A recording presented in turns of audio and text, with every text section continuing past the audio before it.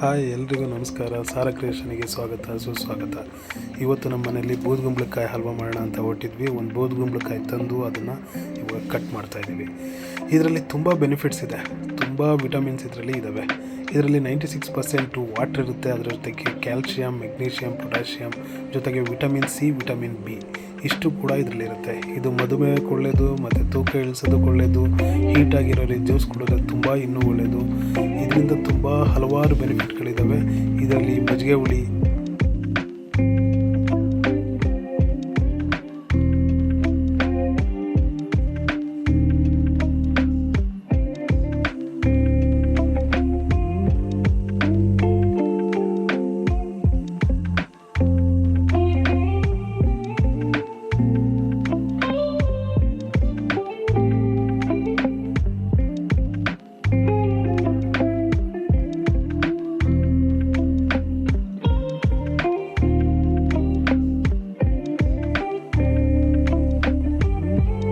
ಇನ್ನಿತರ ಸಾಂಬಾರುಗಳು ಈ ಥರದ್ದೆಲ್ಲ ಮಾಡ್ಕೋಬೋದು.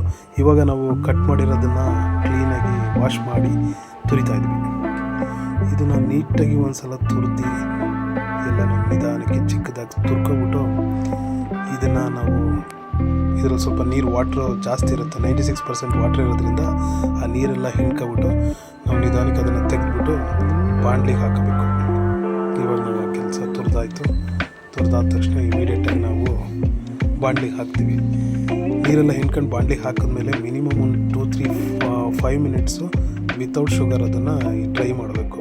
ಆ ಡ್ರೈ ಮಾಡಾದಮೇಲೆ ಶುಗರ್ ಹಾಕಬೇಕು. ಅದ್ರದ್ದು ಎಷ್ಟು ನಮ್ಮ ಹತ್ರ ಕ್ವಾಂಟಿಟಿ ಬೂದುಗುಂಬಳಕಾಯಿ ಇರುತ್ತೆ ಅದರದ್ದು ಅರ್ಧದಷ್ಟು ಶುಗರ್ ಹಾಕಿ ಸ್ವಲ್ಪ ಕ್ಲೀನಾಗಿ ಬ್ರೌನ್ ಕಲರ್ ಬರೋ ಥರ ಶುಗರೆಲ್ಲ ಇದಾಗ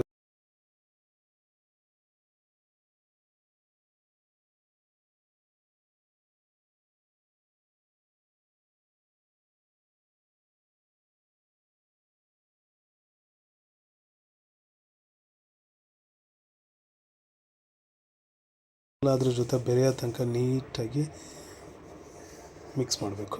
ಅದಾದ ನಂತರ ತುಪ್ಪದ ಜೊತೆ ನಾವು ಗೋಡಂಬಿ, ಬಾದಾಮಿ, ದ್ರಾಕ್ಷಿ ಇವನ್ನೆಲ್ಲವೂ ಕ್ಲೀನಾಗಿ ಸ್ವಲ್ಪ ಬ್ರೌನ್ ಕಲರ್ ಬರೋ ಥರ ಹುರ್ಕೊಂಡು ಇದ್ರ ಜೊತೆಗೆ ಸ್ವಲ್ಪ ರವಾನ ಮಿಕ್ಸ್ ಮಾಡಿಕೊಂಡ್ರೆ ಚೆನ್ನಾಗಿರುತ್ತೆ. ಸೊ ಅದ್ರ ಜೊತೆಗೆ ಅದೆಲ್ಲ ಆದಮೇಲೆ ಅದನ್ನು ತೆಗೆದ್ಬಿಟ್ಟು ನಾವೇನು ಬೂದುಗುಂಬಳಕಾಯಿ ಇದಿತ್ತು ಅದ್ರ ಜೊತೆಗೆ ಮಿಕ್ಸ್ ಮಾಡಿ ಫೈನಲ್ 2-3 ಮಿನಿಟ್